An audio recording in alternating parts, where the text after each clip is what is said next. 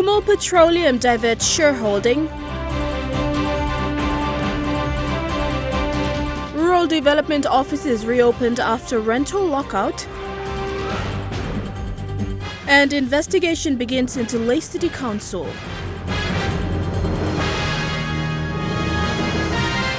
This is National EMTV News with Helen Sayer. Good evening and thanks for joining me for Friday's news. Kumul Petroleum Holdings Limited today officially announced the separation of its 9.8% stake in Oil Search Limited. KPHL Managing Director Wapu Song and Board Chairman Moy Ave declared this today.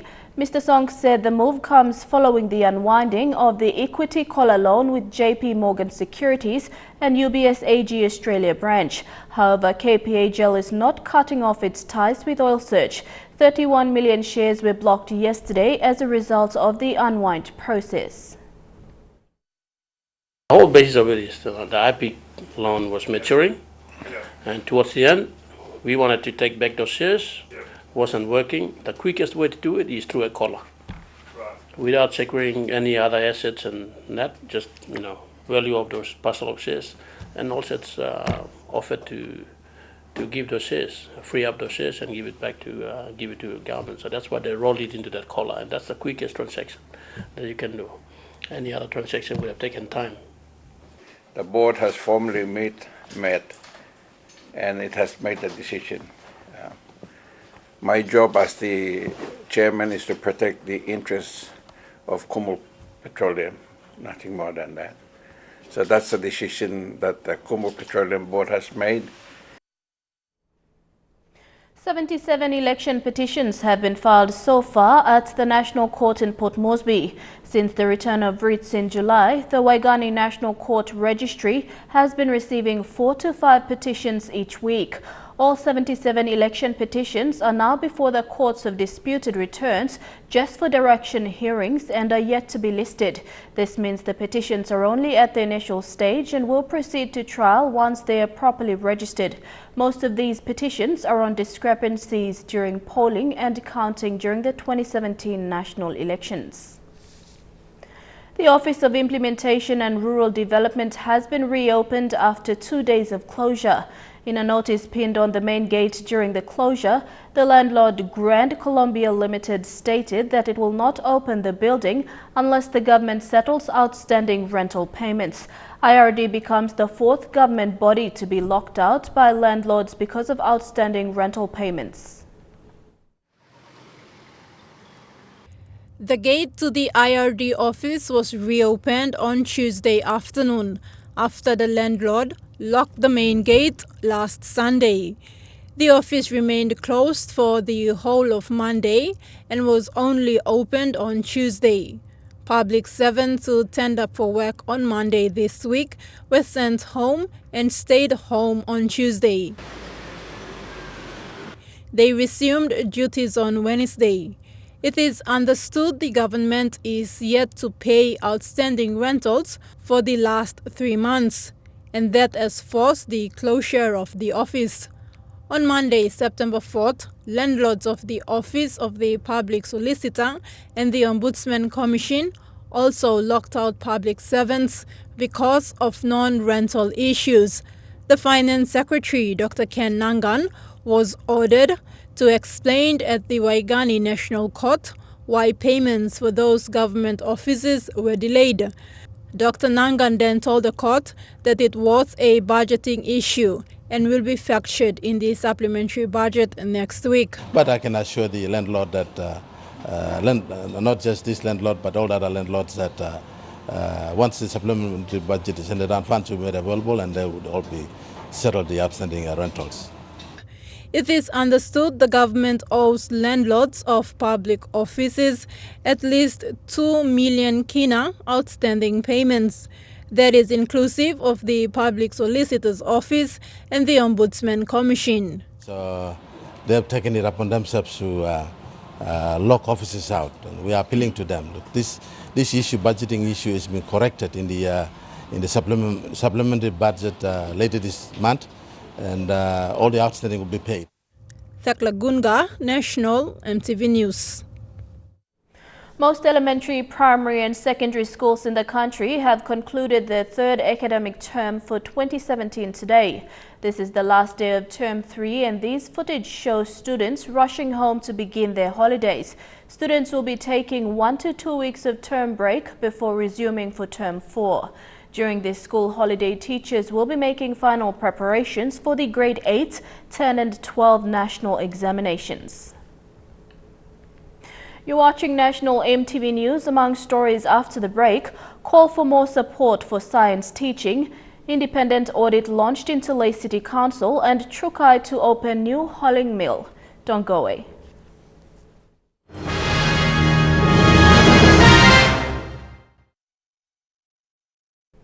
Welcome back. More consideration and support is needed to elevate the creativity and innovation by students in schools around the country. Kopkop College owner Maria Kopkop says students have the brains, however there has been poor support in scientific research and equipping schools with better science facilities. She made this statement this morning as Kopkop College held its Science Fair Day today. The upper classes of Kopkop College came out today displaying their scientific innovations. College owner Maria Kopkop was joined by the Office of PNG Science Technology Secretariat, including parents and friends. She says more support is needed to embrace the minds of every student if PNG is to create its own homegrown scientist. I have no doubt that if this innovation, beginning as you see in Kopkop College today, is the beginning of a big beginning. This is where the departments authorized to assist us, education.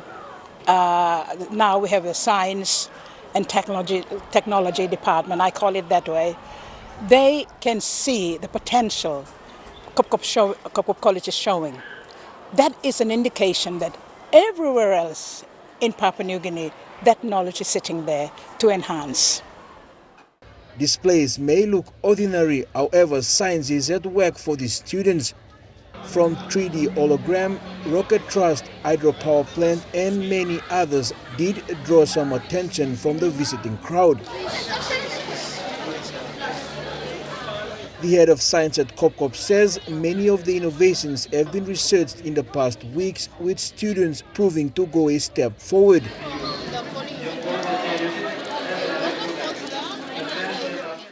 They are doing it themselves, and that's the beauty of science. And we really truly believe that we can develop our young generation, help them to develop this mindset of not just learning sciences in the classroom, but they can be scientists themselves someday. Kopkop College is building a new science lab. Owner Maria Kopkop wants a full kitted facility for its students. She says if such fair is a start, she hopes schools around the country will get the kind of help needed from the government. It is up to us to enhance that knowledge, and that is where education comes in.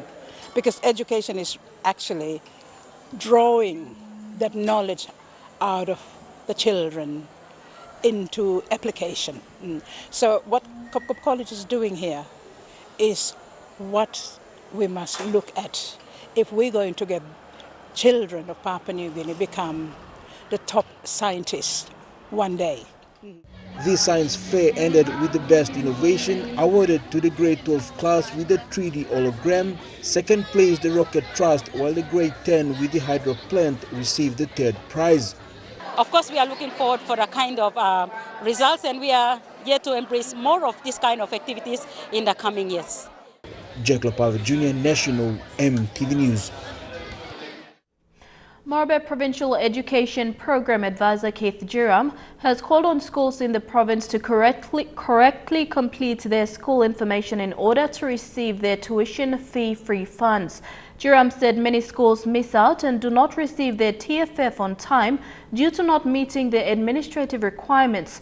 According to the program advisor, secondary schools have received their third quarter payment of TFF funds.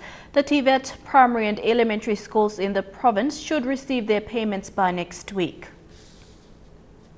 A small community on the outskirts of the rural township of Warrangoy in East New Britain is battling against nature to save their homes from being washed off by the river. The Buffalo Station, a small community of about 200 people, sits along the Warrangoy River, is losing land every time it rains. The community leaders say they may lose all their land in the near future if nothing is done. This is Buffalo Station, a small community of about 300 men, women and children living on the fringes of the rural township of Warrangoy. They make up a small portion of more than 1,000 people living in Lae in Sinivit local level government of Pomio district. Leo Lilivo, a retired school teacher, has settled here for 16 years. He is one of many other settlers who have bought a piece of land from the traditional landowners to settle. He tells me their small community has been neglected for a very long time. But this area, we are part of Lae. But me pillow say nothing. No sabo, lusa tingi mo sentes la part lo Lae or part lo City Council. So ever since me start long adia, government is lug-lugu to mas lang this. A few kilometers up the river is the Warrangoy hydropower station. But Leo says they still don't have reliable electricity connected to their homes. They are using alternative power sources. But their concern doesn't end there. Their homes are also at the mercy of nature. Every time when it rains, the river floods, washing off its banks. And there is nothing much they can do to prevent the river from widening its banks, Leo says. We plan to start sa plakano activities where kami plan drawing matensim rongolan arasado even the government.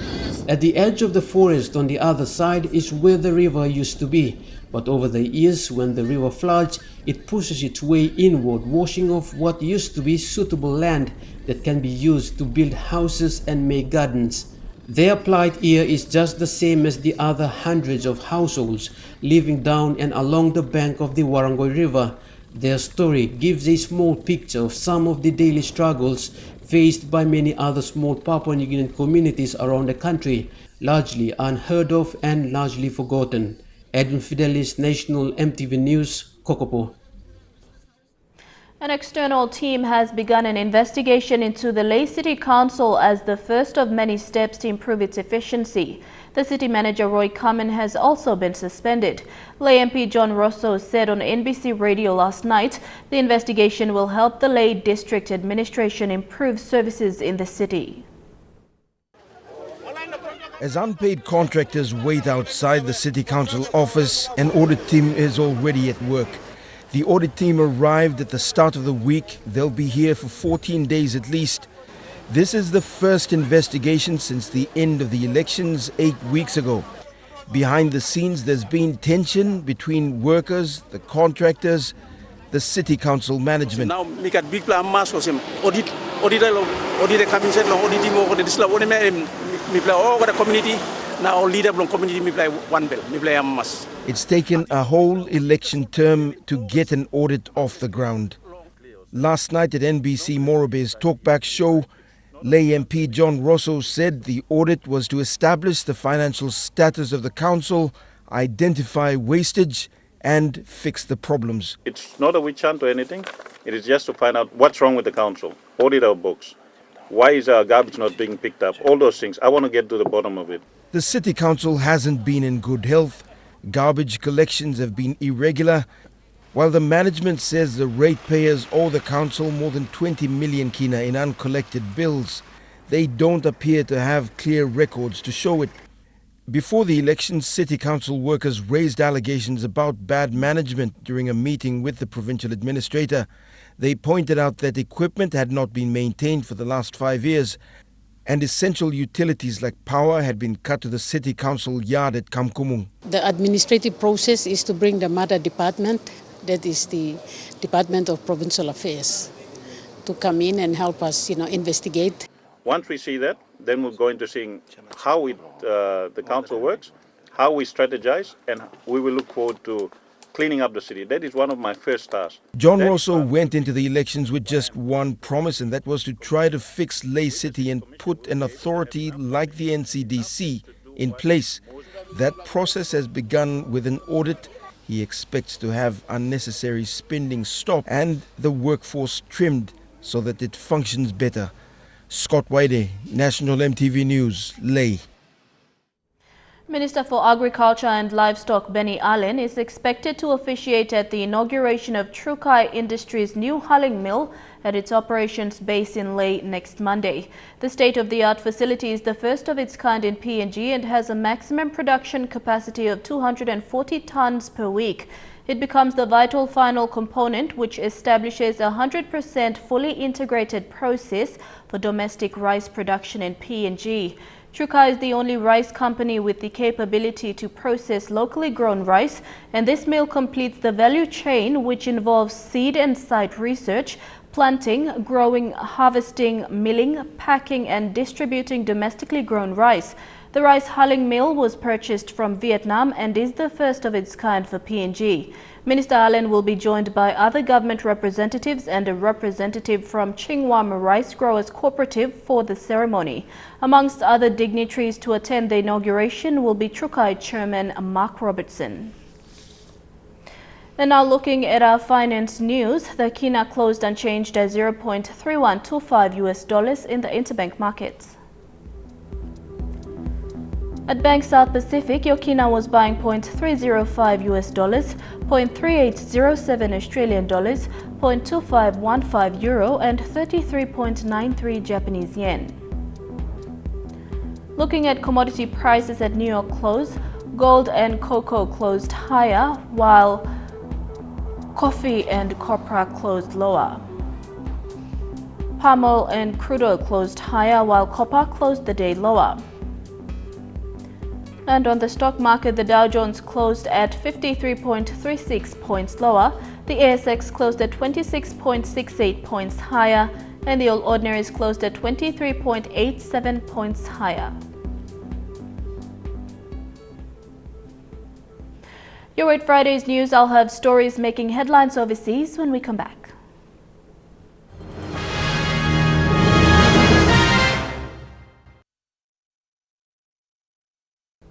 Welcome back to the news. Turning overseas, the United Nations is to launch an investigation into the alleged ISIS massacre of the Yazidis, a minority religious community in Iraq. The Security Council voted unanimously to set up a unit to gather evidence of crimes by ISIS. The BBC's Liz Dizard spoke with international lawyer Amal Clooney and a Yazidi woman who was captured but managed to escape. Fleeing the savagery of so-called Islamic State. This is Iraq 3 years ago in the mountains of Sinjar. Thousands of Yazidis were slaughtered. Thousands of women and young girls seized and kept as sex slaves. 24-year-old Nadia Murad was one of them. Many in her family were killed by IS. For the past year, she and lawyer Amal Clooney have been pushing for an investigation into what the UN calls a genocide. It's a big day for us. Ever since my community was subjugated by ISIS, we have dreamt about it. We want to see justice for the victims and to bring the perpetrators to trial. Amal Clooney, how big a step forward is this in legal terms? It's a huge step, Liz. It's really a milestone for the victims of ISIS like Nadia. So for the first time, the UN is saying to ISIS terrorists that if they commit genocide, crimes against humanity and war crimes, they will be held to account in a court of law. How hard is it going to be to collect the evidence? You've been warning that the evidence was disappearing and witnesses were also disappearing. This is exactly why we've been saying this is urgent, that witnesses are becoming dispersed all over the globe. Witnesses are sometimes more reluctant to give evidence after a long time. Medical evidence disappears. We know that mass graves have been contaminated. So it was urgent for the Council to take this action. On the battlefields of Iraq and Syria, IS's monstrous caliphate is crumbling. Defeat is only a matter of time. Justice will take far longer. At least 15 people have died on the Caribbean island in Dominica after Hurricane Maria tore through the tiny country. There are reports that some villages have been entirely flattened. Puerto Rico is also without power, with authorities saying it might take months for it to be restored. Maria is now heading north to the Turks and Caicos Islands. A look at the worst of Maria's wrath. The hard-hit island of Dominica, total devastation. Nearly everything destroyed. Roads ripped, huge trees uprooted, debris littering the street. At least 15 people are dead, but many others are missing in communities that are completely cut off. And late today, word that 1,000 medical students, many of them American, whose condition was unknown, have been reached and are confirmed safe. In Puerto Rico, Maria's winds gave way to more than 30 inches of rain, overwhelming rivers in Levittown. The power company used cherry pickers to pluck residents from their rooftops, forced to wait until the floodwaters receded. David, the residents who were rescued from here are now being taken to a nearby school where they've set up a shelter. The cleanup process will likely take weeks, maybe even months. North Korea leader Kim Jong-un has called U.S. President Donald Trump deranged and says he'll pay dearly for his threats. This comes after the American leader signed an executive order to ramp up sanctions Pyongyang in a bid to set up revenue used for its nuclear program. Threatening to annihilate the entire nation of North Korea, President Trump today put aside war talk in favor of diplomacy, announcing a new round of economic sanctions. Our new executive order will cut off sources of revenue that fund North Korea's efforts to develop the deadliest weapons known to humankind. Trump also announced that China is now taking new steps to isolate Kim Jong-un. China, their central bank, has told their other banks, that's a massive banking system, to immediately stop doing business with North Korea. It's a striking difference in tone from earlier this week. The United States has great strength and patience, but if it is forced to defend itself or its allies, we will have no choice but to totally destroy North Korea. Today, I asked UN Ambassador Nikki Haley about that. What exactly did he mean? Under what circumstances would he consider totally destroying North Korea? Well, I think that's just common sense. If, for any reason, North Korea attacks the United States or our allies, the U.S. will respond, period. As the hours creep onwards in the aftermath of a massive earthquake which devastated Mexico City, the push to find survivors trapped under the rubble of collapsed buildings has taken on a new form.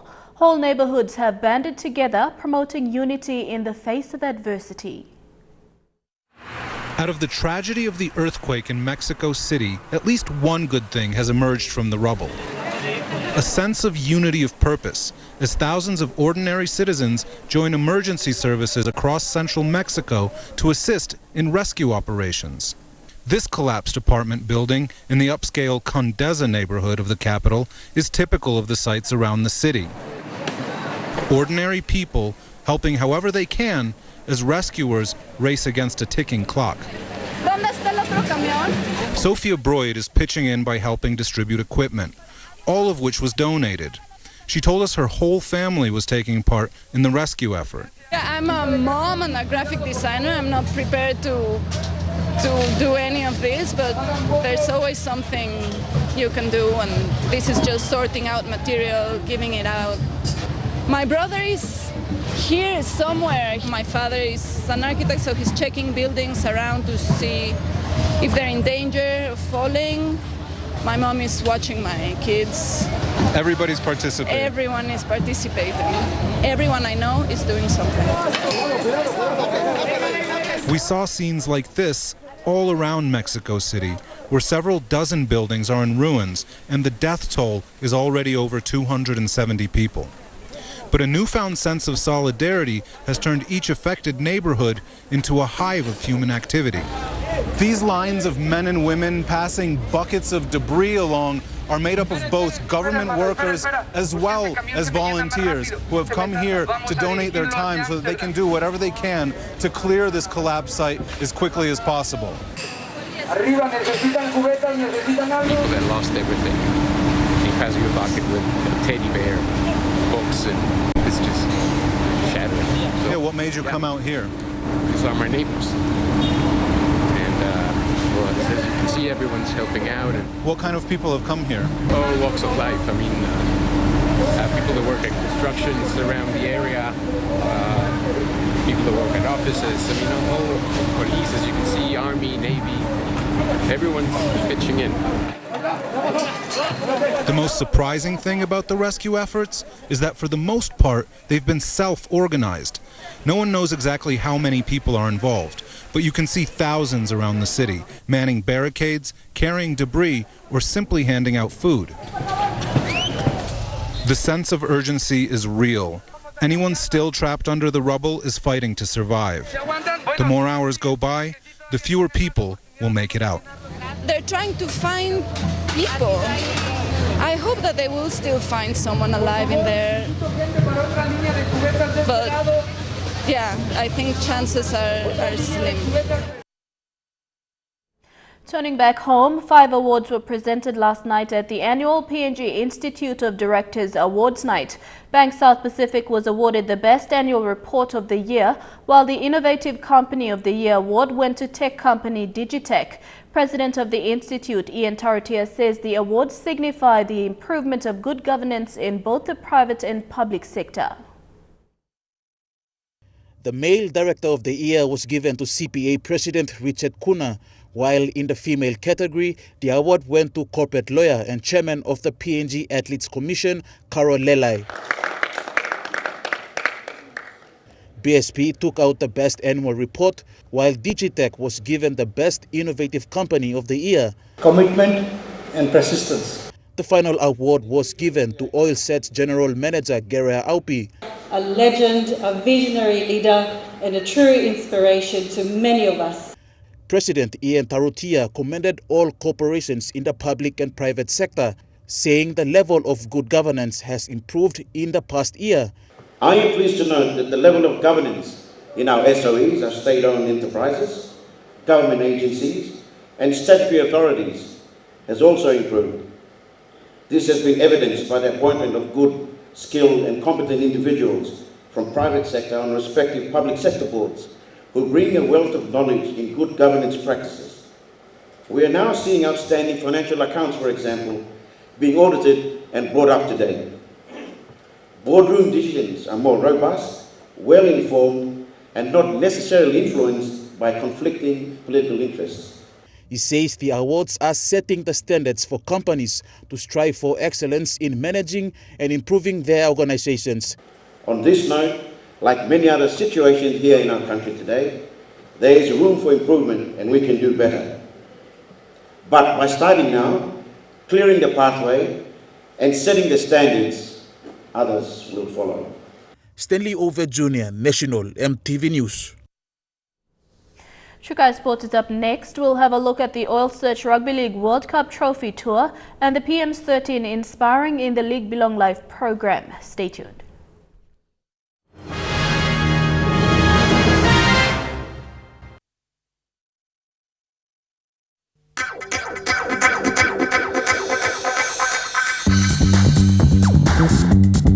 Chukai Sports.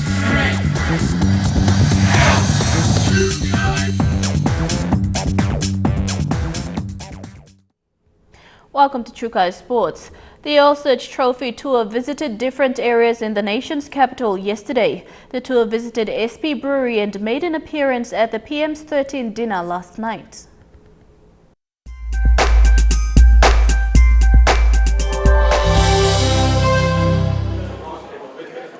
The Paul Barrier Trophy visited SP Brewery, where staff had the chance to take pictures with the cup.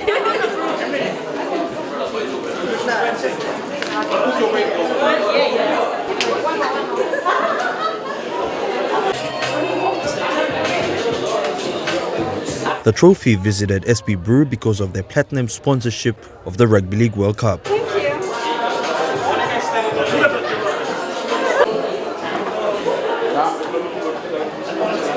SP Brewery Managing Director Stan Joyce thanked Oil Search for their initiative of taking on the trophy tour and wished both the PNG Kumuls and the SP PNG Hunters the best. I would like to congratulate Oil Search as well for sponsoring the trophy, the tour of it, taking it all out through Papua New Guinea.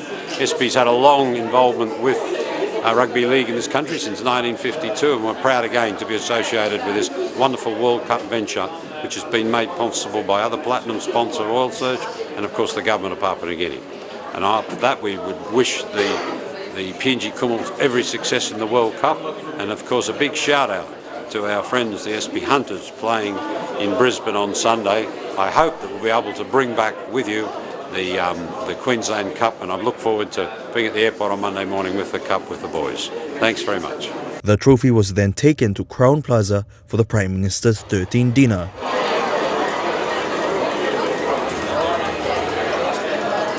Present at the dinner were players and coaching staff of all 4 teams. While you're doing that,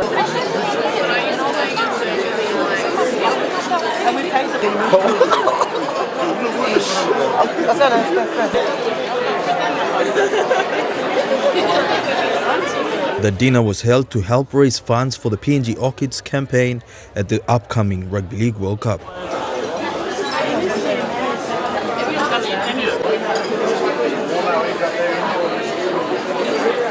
The trophy will be at the Prime Minister's 13th match tomorrow at the fan zone, where people will be able to take photos and see the trophy.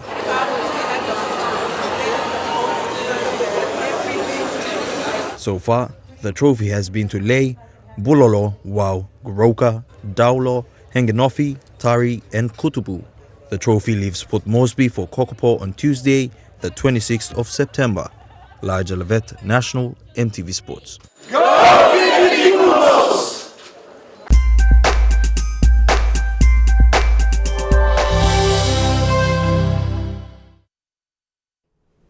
Proud supporter and sponsor of the SP Sports Awards, SP Brewery continues to support PNG's best athletes and national teams both nationally and internationally when it comes to representing the country.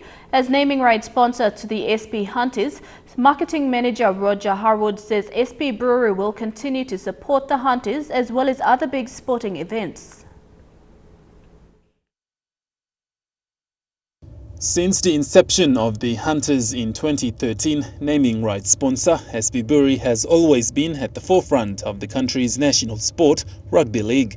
SP Hunters will not only carry the brand SP at their first ever grand final performance on Sunday, but also the name of the country. SP Brewery marketing manager Roger Harwood says they couldn't be any happier watching the Hunters make it to this year's premiership against the Sunshine Coast Falcons. Like a tremendous occasion, and we know there's going to be 8 million people from Papua New Guinea supporting the team. And if we go back 4 years ago to that first home game we had at Kokopo, you know, it was on the 8th of March. I remember we played the Mackay Cutters up in Kokopo, and here we are down at the NFS, the Oil Search NFS Stadium, now the home of Rugby League. And to think that the team in 4 years have come this far, and people said it couldn't happen, it has happened. And what a great thing to be celebrated. He says SP Brewery will continue to support not just Rugby League, but other codes as well. We're supporting PNG wherever possible we can. And you know, this is one of our biggest anchor events. And then if I go back earlier in the year, there we were at the SP Sports Awards. So where there's sport, you'll find SP Brewery. He added, as PM's 13 is set to take place this Sunday along with SP Hunters, SP Brewery will be launching larger SP cans for the Rugby League World Cup in October. We're part of Rugby League in this country, from grassroots right to the top level. But then after this next weekend, we've got the Rugby League World Cup 2017 to look forward to. So we've got the 3 games here at home, and we're a platinum sponsor alongside Oil Search. So that's another big event for us coming up. And I mean, we've got the whole brewery team behind it, and at the moment the guys have just been especially doing a commemorative can. We've got 12 million SP Lager Rugby League World Cup 2017 commemorative cans coming into the market in October in time for the event here. Roger is hoping both the SP Hunters and Kumuls will do well on Sunday. Godwin Eki, National, EMTV Sports. The Jillaroos and the Australian PM's 13 team took part in the League Belong Live clinic today. The clinic was held at the National Football Stadium with students from selected schools in the nation's capital. The League Belong Live program was first led by players from the Jillaroos.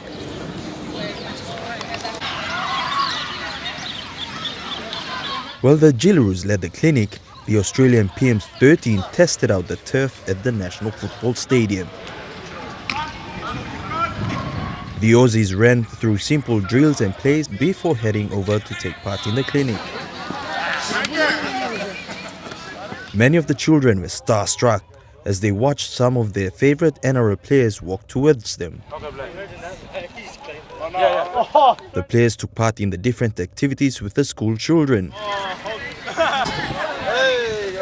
Centre Josh Dugan says it is always exciting coming to Papua New Guinea and is looking forward to the match on Saturday. Good mate, got the captain's run over and done with, and out here spending some time with the kids, so it's always good to get over here, and they love footy, and it's a bit more tame this year. I think there was close to 5,000 people at the airport last year, and this year was still pretty wild, but yeah, not as many as I expected. Oh look, they always come out fast and they're tough, so it's always going to be pretty competitive the first bit, and then I think our experience will just take over a bit, and they're missing the Hunters boys as well, but full credit to them, they're in the team, and they'll give it a red hot crack.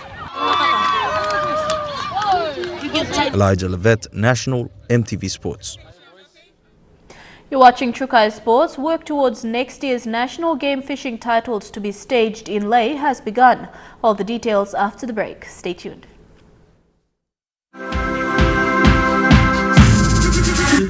Trukai Sports.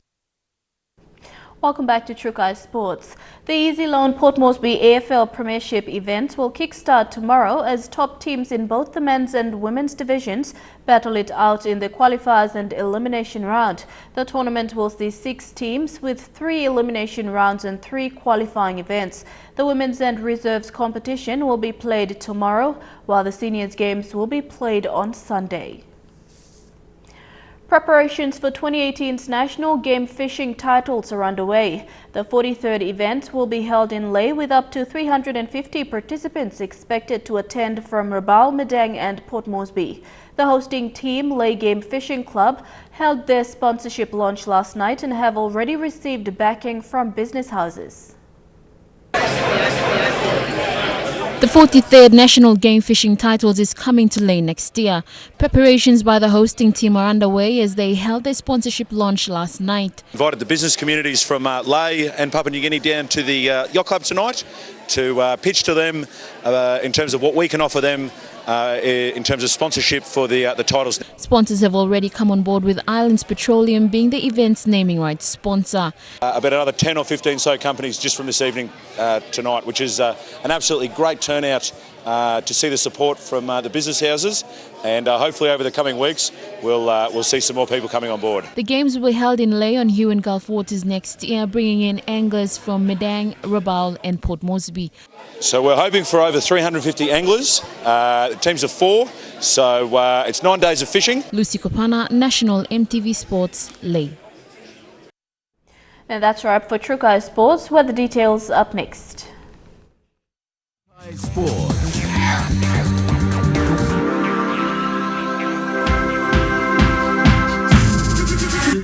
Trukai Sports. The weather details are proudly brought to you by Dulux Weather Shield. Worth doing with Dulux.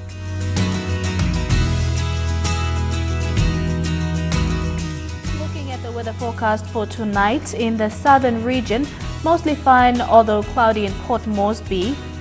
Cloudy periods in Daru, cloudy with a shower or 2 later in Kerma, and becoming cloudy with a few showers in Popondetta. In the Mamasa region, cloudy periods in Lae and mostly fine although partly cloudy in Madang and Wewak. In the New Guinea Islands region, cloudy with a few showers in Longau and Kavieng, and partly cloudy with a shower or 2 in Kimbe. And in the Highlands region, partly cloudy in all main centres.